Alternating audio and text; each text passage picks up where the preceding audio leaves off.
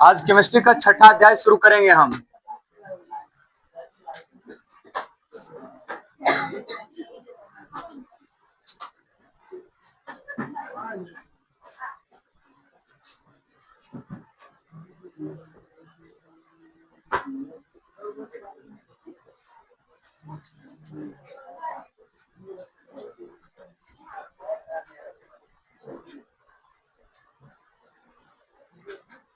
अगला अध्याय होगा आपका तत्वों के निष्कर्षण के सिद्धांत व प्रक्रम। तत्वों के निष्कर्षण के सिद्धांत व प्रक्रम, ये इनऑर्गेनिक केमिस्ट्री का फर्स्ट चैप्टर है। मैंने आप लोगों को फिजिकल केमिस्ट्री का जो 5 अध्याय था उस पर मैंने इन डिटेल इन डेप्थ चर्चाएं कर दी है। आज जो चर्चा होने वाला है वो है तत्वों के निष्कर्षण के सिद्धांत व प्रक्रम, isolation of element, it's process and theory. Isolation of element पर हम चर्चा करेंगे और बहुत विस्तार पूर्वक चर्चा करेंगे। तो सबसे है तत्व के निष्कर्षण के सिद्धांत और प्रक्रम। तत्व तो हम बता ही देंगे होता क्या है, इससे पहले हम चर्चा शुरू करेंगे पदार्थ क्या होता है। पदार्थ पर जब फिजिकल केमिस्ट्री भी शुरू की गई थी वहां भी आप लोगों को बताई गई थी कि पदार्थ क्या होता है। पदार्थ क्या होता है उस पर चर्चाएं की गई थी। पदार्थ को मैटर बोलते हैं। कहता है ब्रह्मांड का वो सभी कण, ब्रह्मांड का वो सभी वस्तुएं जिसे आप देख सकते हैं, महसूस कर सकते हैं, जिसमें द्रव्यमान हो, भार हो, स्थान घेरे, कुछ भी हो, सबको हम पदार्थ कहते हैं। अर्थात जहां तक नजर उठा करके देखते हैं और जहां तक नजर जाता है सब के सब पदार्थ कहलाता है। सब के सब पदार्थ है। पदार्थ को जब हम बांटते हैं तो 2 प्रकार से पदार्थ को बांटा जाता है। एक है भौतिक वर्गीकरण, दूसरा है रासायनिक वर्गीकरण। सबसे पहला है भौतिक वर्गीकरण, पहला है भौतिक वर्गीकरण, दूसरा है आपका रासायनिक वर्गीकरण।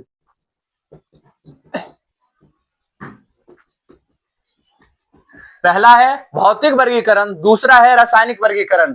भौतिक वर्गीकरण को बोलते हैं फिजिकल क्लासिफिकेशन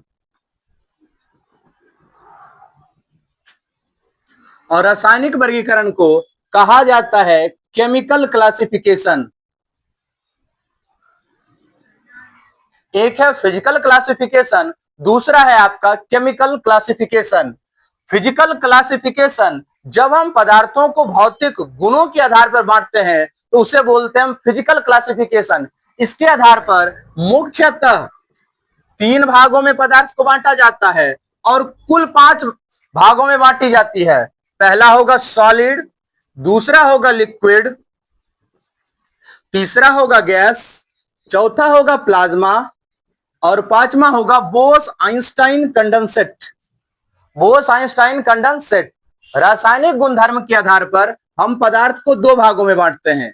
सबसे पहला आपका होगा रासायनिक गुणधर्म के आधार पर शुद्ध पदार्थ, दूसरा होगा आपका अशुद्ध पदार्थ।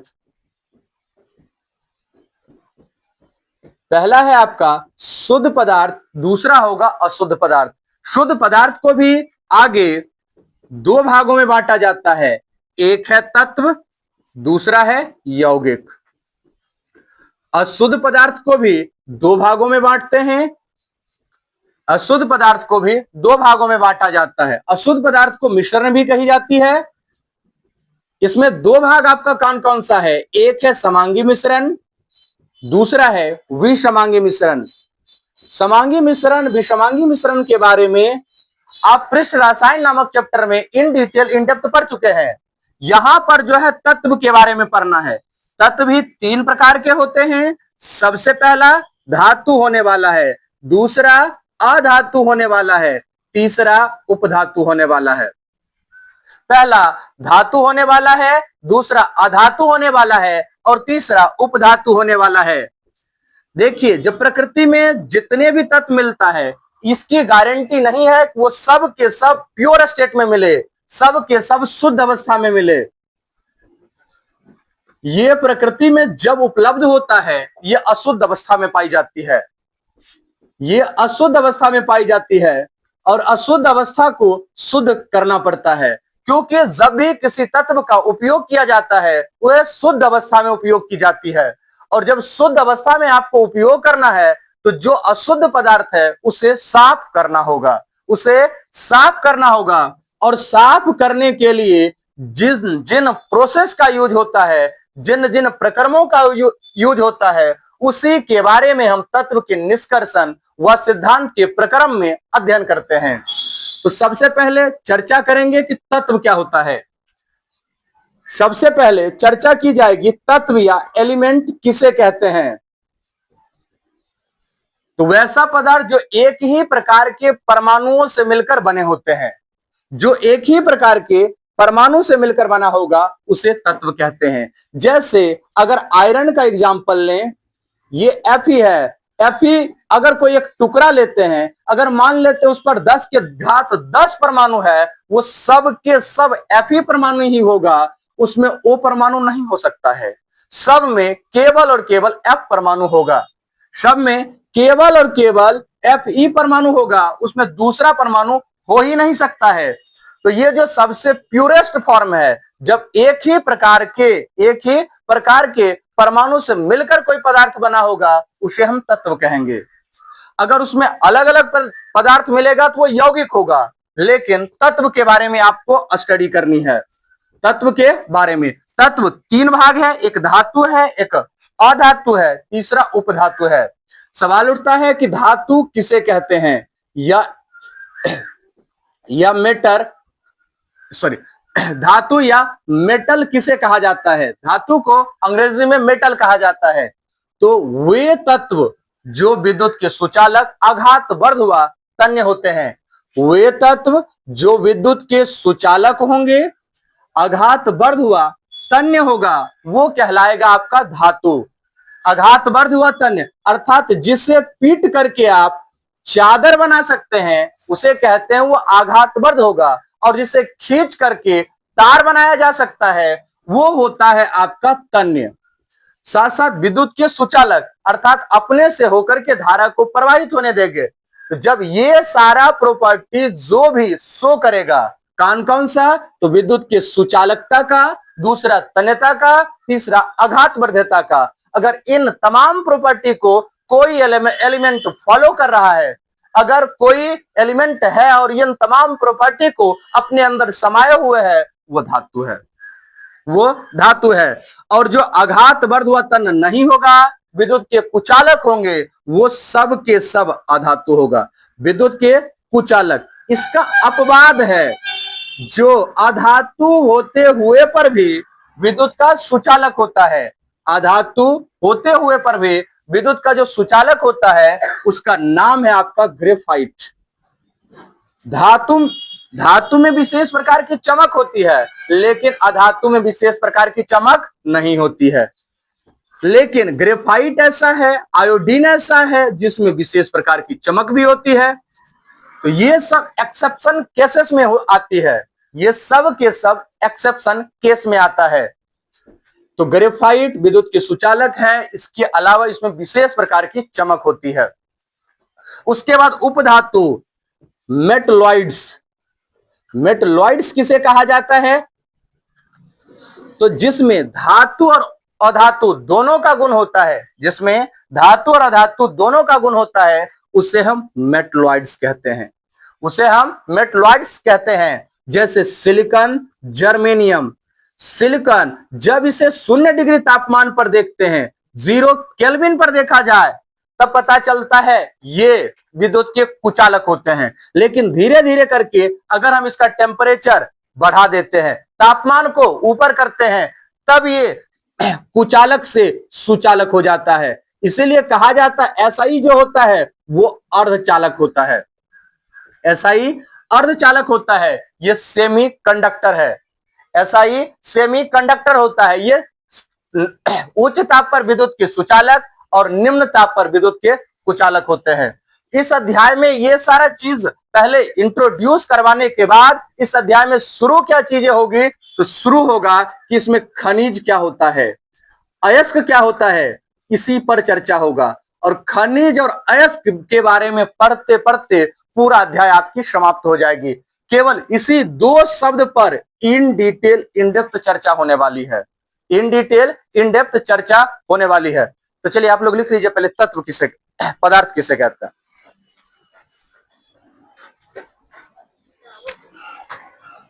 लो, वो किताब हो सकता है, अपना वजन देखो पहले, मजाक नहीं उड़ाते तुम्हारा।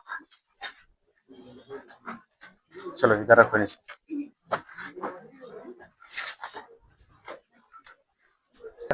देखिए, ब्रह्मांड का हर वो वस्तु, ब्रह्मांड का हर वो वस्तु जिसमें, ब्रह्मांड का हर वो वस्तु जिसमें द्रव्यमान हो, जिसमें द्रव्यमान हो, स्थान घेरे, जिसमें द्रव्यमान हो, स्थान घेरे, जिसमें द्रव्यमान हो, स्थान घेरे, अवरोध उत्पन्न करे, अवरोध उत्पन्न करे, अवरोध उत्पन्न करे,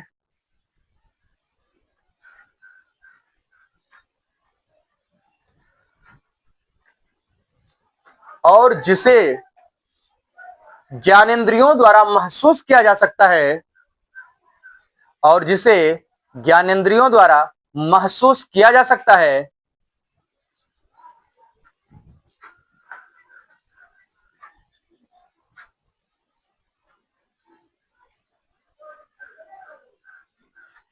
और जिसे ज्ञानेंद्रियों द्वारा महसूस किया जा सकता है,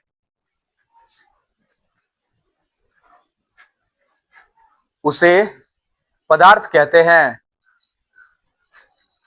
उसे पदार्थ कहते हैं।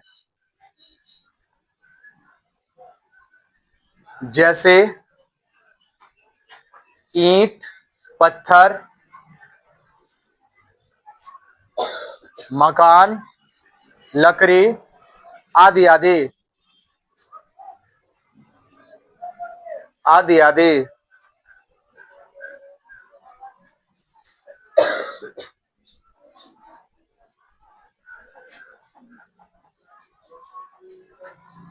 तो इसका प्रकार वगैरह नहीं पढ़नी है आप लोगों को।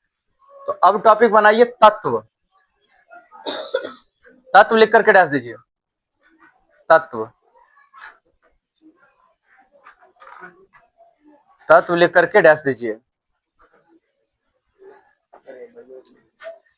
एक ही प्रकार के, एक ही प्रकार के परमाणुओं से मिलकर, एक ही प्रकार के परमाणुओं से मिलकर बने शुद्ध पदार्थ को, एक ही प्रकार के परमाणुओं से मिलकर बने शुद्ध पदार्थ को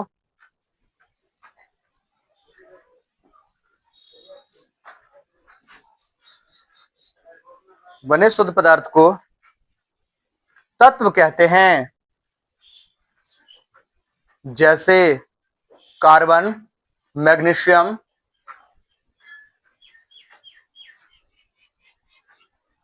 जैसे carbon, magnesium, zinc, chromium, iron, nickel आदि आदि।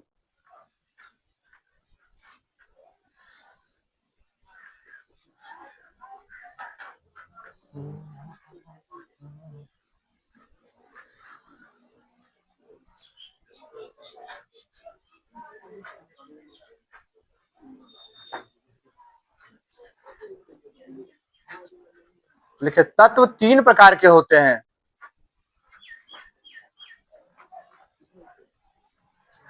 तत्व तीन प्रकार के होते हैं।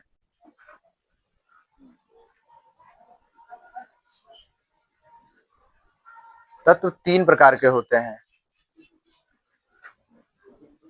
नंबर एक, धातु या मेटल।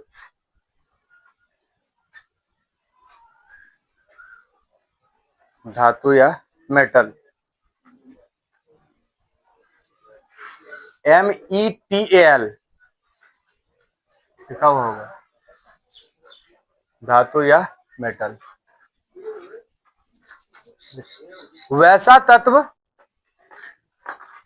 वैसा तत्व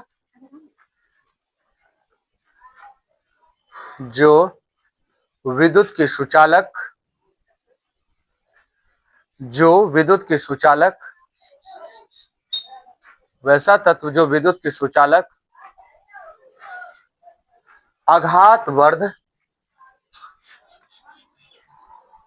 आघातवर्ध व तन्य होता है, विद्युत के सुचालक आघातवर्ध व तन्य होता है, उसे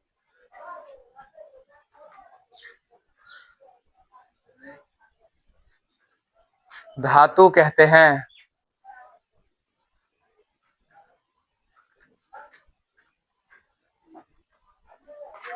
जैसे सोडियम, मैग्नीशियम, एल्युमिनियम, चांदी।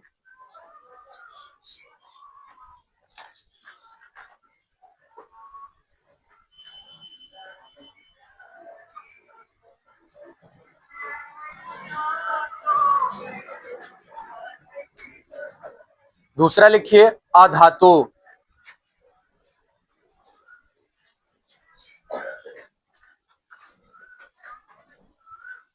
दूसरा लिखिए अधातु।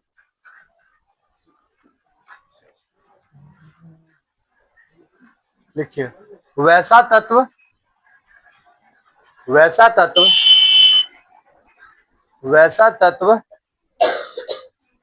जो विद्युत के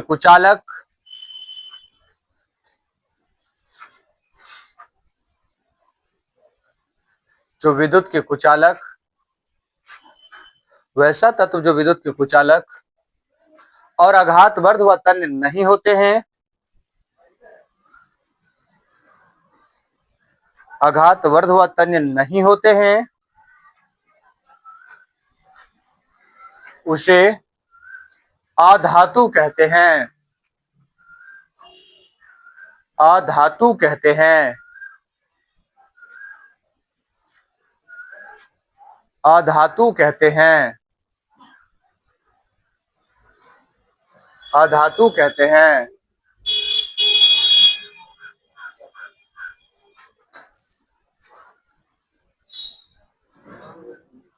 जैसे कार्बन, नाइट्रोजन, ऑक्सीजन,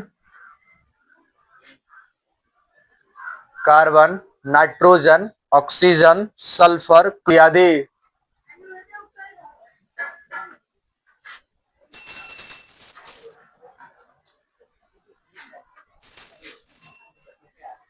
तीसरा लिखिए उपधातु,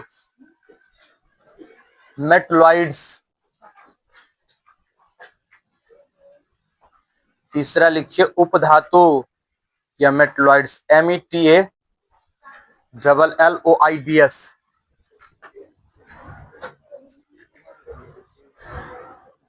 वैसा तत्व जिसमें धातु व अधातु, वैसा तत्व जिसमें धातु व अधातु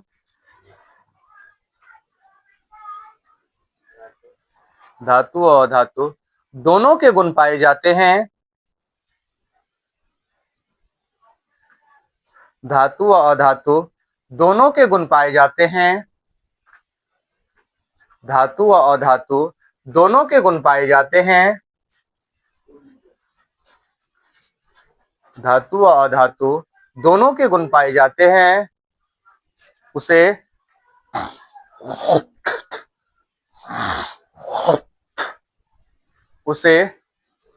उपधातु कहते हैं। उसे उपधातु कहते हैं। जैसे सिलिकॉन, जर्मेनियम आदि। जैसे सिलिकॉन, जर्मेनियम आदि।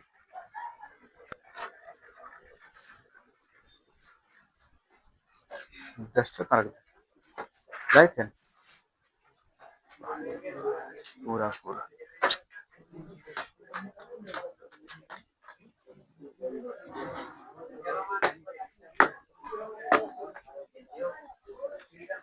टॉपिक बनाइए खनिज।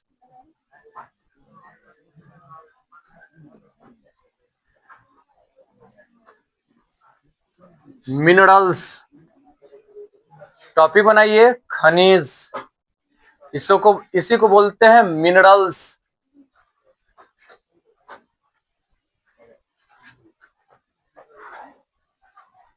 जब आप धरती को ऑब्जर्व करते हैं तो यहां पर केवल मिट्टी ही नहीं है, इसमें बहुत प्रकार के धातु उपलब्ध हैं, अधातु उपलब्ध हैं और अधातु भी पाए जाते हैं। तो धरती के नीचे जितने भी धातु पाए जा रहे हैं या अधातु पाए जा रहे हैं या उपधातु पाए जा रहे हैं, वो सब के सब खनिज है।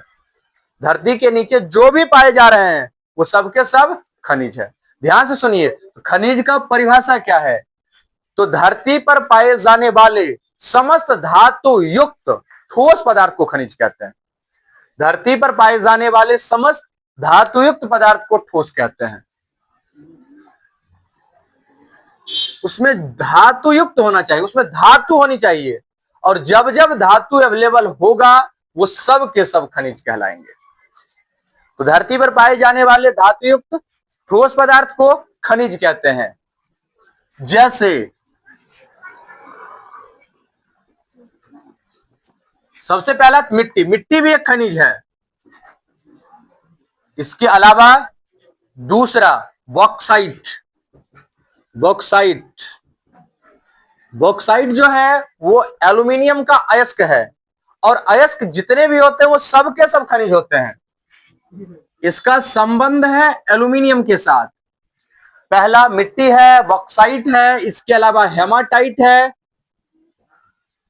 मैग्नेटाइट है। ये जितने हैं ये सब के सब खनिज हैं। तो धरती पर पाए जाने वाले धातु युक्त ठोस पदार्थ को खनिज कहते हैं। खनिज के बाद जो दूसरा था आपका डेफिनेशन, वो था अयस्क, जिसे बोलते हैं ओर। तो मिट्टी है, और मिट्टी में देखिए लोहा भी है उपलब्ध, एल्यूमिनियम भी है। क्या इससे निकालना आसान है? नहीं। मिट्टी में लोहा भी अवेलेबल है, मिट्टी में एल्यूमिनियम भी अवेलेबल है, इसके अलावा सिलिकेट भी अवेलेबल है। लेकिन अगर हम निकालना चाहेंगे तो इसको बहुत ज्यादा खर्च लग जाएगा। तो बहुत ज्यादा खर्च लगेगा, उस खर्च को भी संभालना है और धातु भी प्राप्त करना है, तो सभी खनिज से अयस्क प्राप्त नहीं किया जा सकता। तो अयस्क का डेफिनेशन क्या होगा? वे खनिज जिनसे आसानी से कम खर्च पर और अधिक मात्रा में धातु प्राप्त किया जाए उसे हम अयस्क कहते हैं। जैसे अगर मिट्टी लीजिएगा, मिट्टी में बहुत कम मात्रा में आपको एल्यूमिनियम मिलेगा। आपने इसका प्रोसेस किया, आपने साफ सफाई की, और साफ सफाई करने के बावजूद ये बहुत कम मात्रा में, और इतना कम निकला है कि जितना आपने कॉस्ट लगाया, खर्च लगाया, वो भी अवेलेबल नहीं हो पाया। अर्थात आपको घाटा लगेगा। और मानव ऐसा प्राणी है जो घाटा लगा करके कोई काम नहीं करता, कभी नहीं करेगा वो। और इसको जब तक किसी कार्य में, किसी भी प्रोसेस में कोई बेनिफिट नहीं होगा, वो कोई काम नहीं कर सकता। ये बात आप अपने दिमाग में फिट कर लीजिए। इसीलिए मानव तभी कोई काम करेगा जब उसको फायदा होगा, जब उसको बेनिफिट होगा।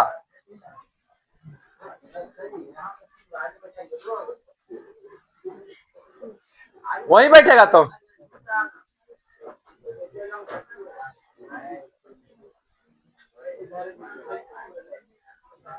और बारिश नहीं आएगा रे, अभी हवा चलेगा, हो सकता है बारिश आ जाए। ऊपर उठा, लेकिन धूल भी आएगा, उठा लो।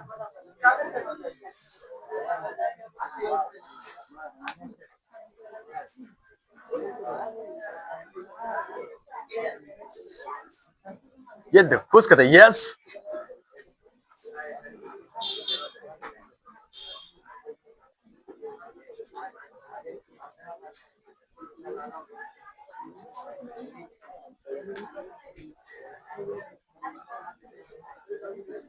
तो अयस्क किसे कहते हैं? ध्यान से सुनिए, पीछे बातचीत बंद, सुनो।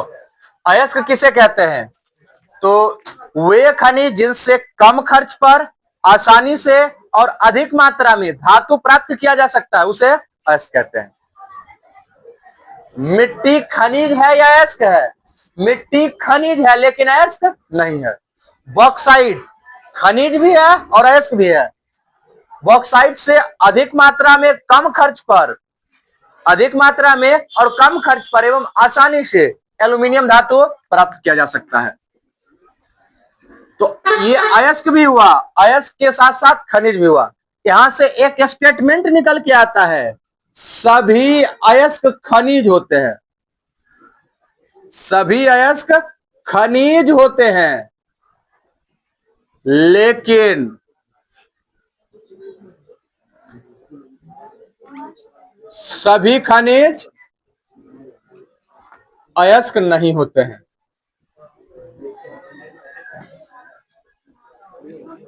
सभी अयस्क खनिज होते हैं, लेकिन सभी खनिज अयस्क नहीं होते हैं। All ores are mineral but all minerals are not ore. तो सभी अयस्क खनिज होते हैं लेकिन सभी खनिज अयस्क नहीं होते। क्या बतिया रही है लड़की? क्या दिक्कत? कोई दिक्कत? क्या बतियाना शुरू कर देती है? चलिए खनिज लिख करके डाल दीजिए, खनिज लिखिए।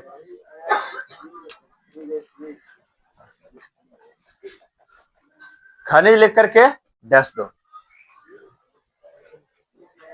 धरती पर पाए जाने वाले, पृथ्वी पर पाए जाने वाले, जो लिखना लिखो, धरती पर पाए जाने वाले, धरती पर पाए जाने वाले या पृथ्वी पर पाए जाने वाले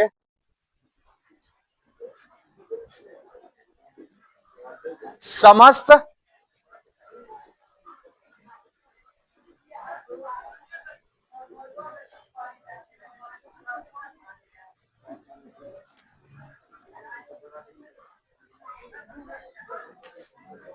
हाँ, इसीलिए देखो अब बढ़िया आप लग रहा है, नीचे रहने में फायदा। वर्षा जब तक हवा चलेगा बारिश होने की संभावना ही नहीं है। जब देखो कि हवा बंद हो जाए बारिश होना तय है, लिख लेना। तो देखो, पृथ्वी पर पाए जाने वाले समस्त धातुयुक्त ठोस पदार्थ को, पृथ्वी पर पाए जाने वाले समस्त धातुयुक्त ठोस पदार्थ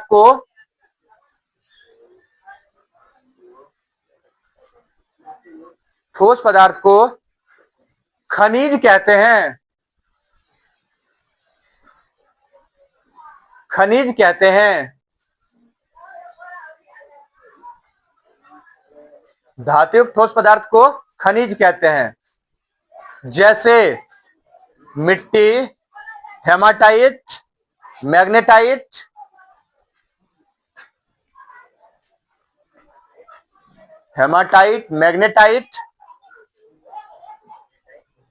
magnetite, bauxite, limonite, cuprite, zincite आदि आदि।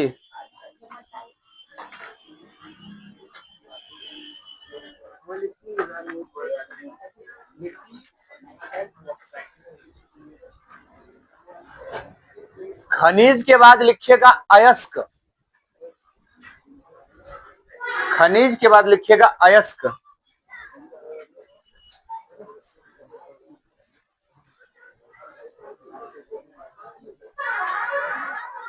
वे खनिज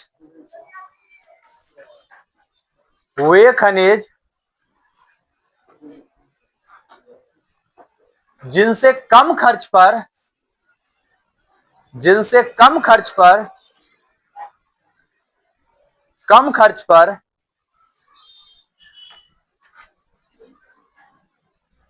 आसानी से और अधिक मात्रा में, कम खर्च पर आसानी से और अधिक मात्रा में धातु प्राप्त किया जा सकता है।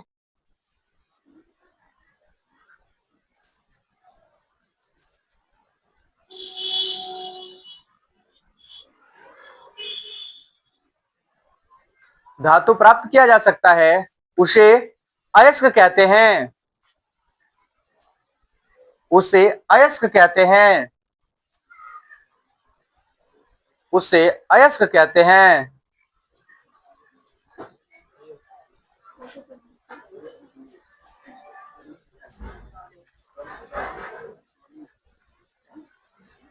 जैसे बॉक्साइट, जिंकाइट, बॉक्साइट, जिंकाइट,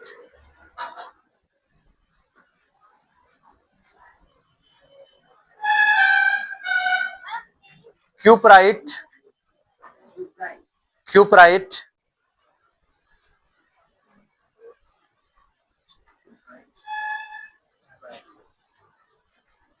आदि आदि, हेमाटाइट, मैग्नेटाइट सब होगा, लिख सकते हो। स्टार बना करके इस लाइन को नोट कीजिए। सभी अयस्क खनिज होते हैं, लेकिन सभी खनिज अयस्क नहीं होते हैं। स्टार बना नोट कीजिए। सभी अयस्क खनिज होते हैं, लेकिन सभी खनिज अयस्क नहीं होते हैं। सभी अयस्क खनिज होते हैं, लेकिन सभी खनिज अयस्क नहीं होते। लेकिन सभी खनिज अयस्क नहीं होते।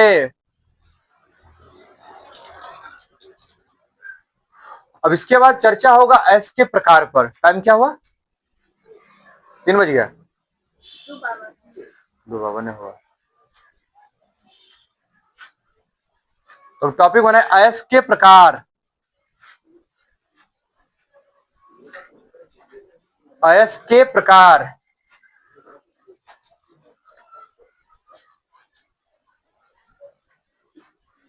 टॉपिक बनाइए अयस्क के प्रकार। Types of ores. Types of ores.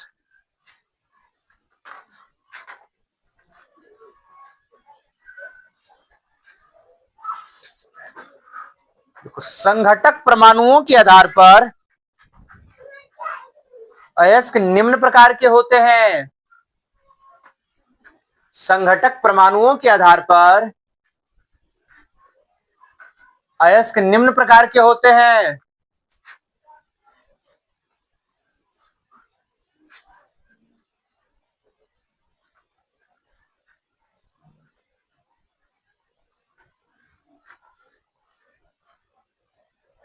अयस्क निम्न प्रकार के होते हैं।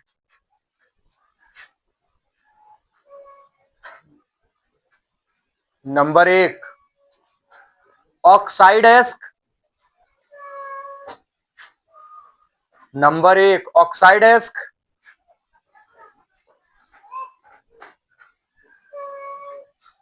ऑक्साइड अयस्क।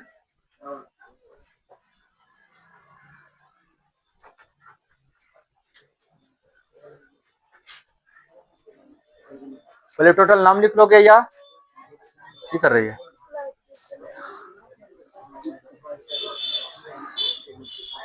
पूरा पहले नाम लिखवा दे या फिर साथ साथ वर्णन। ऑक्साइड अयस्क लिखे।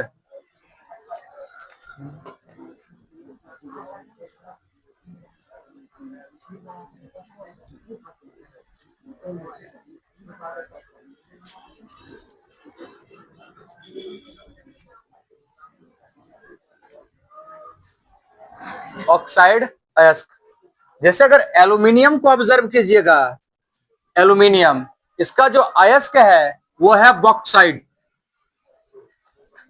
क्या समस्या है रे तुम लोगों?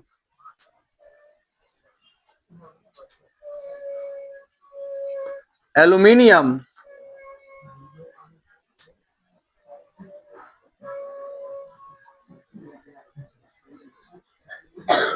एल्यूमिनियम जो अयस्क है, ये अयस्क एल्यूमिनियम का अयस्क है बॉक्साइट। बॉक्साइट का फॉर्मूला होता है Al2O3 2H2O। Al2O3 2H2O। ये देखिए O3 है, अर्थात इसमें ये जो एल्यूमिनियम है ऑक्साइड के फॉर्म में अवेलेबल है। तो जब किसी अयस्क में धातु ऑक्साइड के रूप में उपस्थित होती है उसे बोलते हैं ऑक्साइड अयस्क। लिखिए, वैसा अयस्क जो प्रकृति में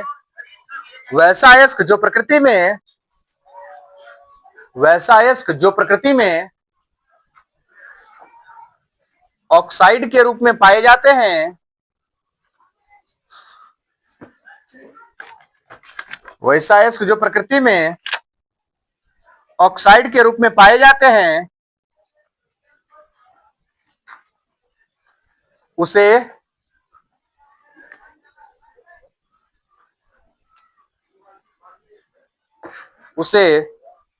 ऑक्साइड अयस्क कहते हैं। जैसे bauxite,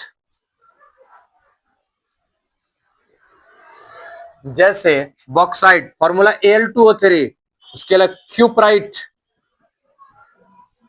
Cu2O, zincite ZnO, haematite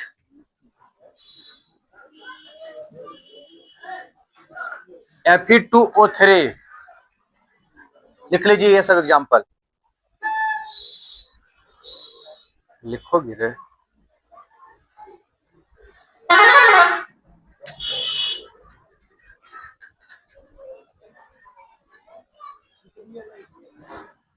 सुप्राइट Cu2O, zincite ZnO, haematite Fe2O3।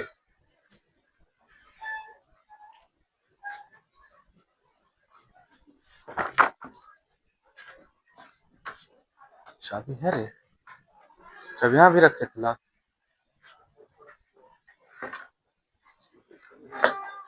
अब देख लो। है पॉकेट में लग रहा है।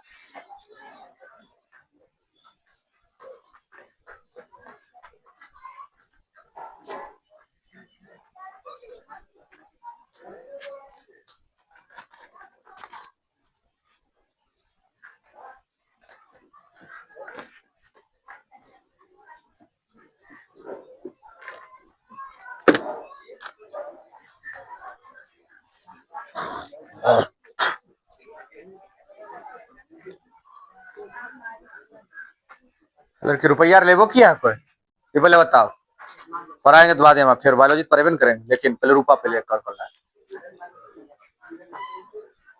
तुम ला रुपा? अच्छा, पापा ऑनलाइन 10 में और अभी ऑफलाइन जरूरी है पैसा। तोर गुड़िया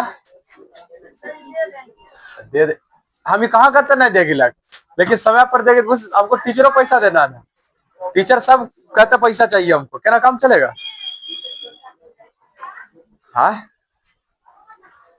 टीचर पैसा नहीं देगा क्या आएगा पढ़ाने के लिए, लगता है तुम लोगों को? तो देखो जान, ये पैसा रखने देती है नहीं रखने तो सही से बता दो, रख ले नहीं जानता तुम रे, दे देंगे। तुम भी पैसा नहीं, तुम अब्सेंट कहाँ रहती है पहले बता? नहीं कहा आती है रोज?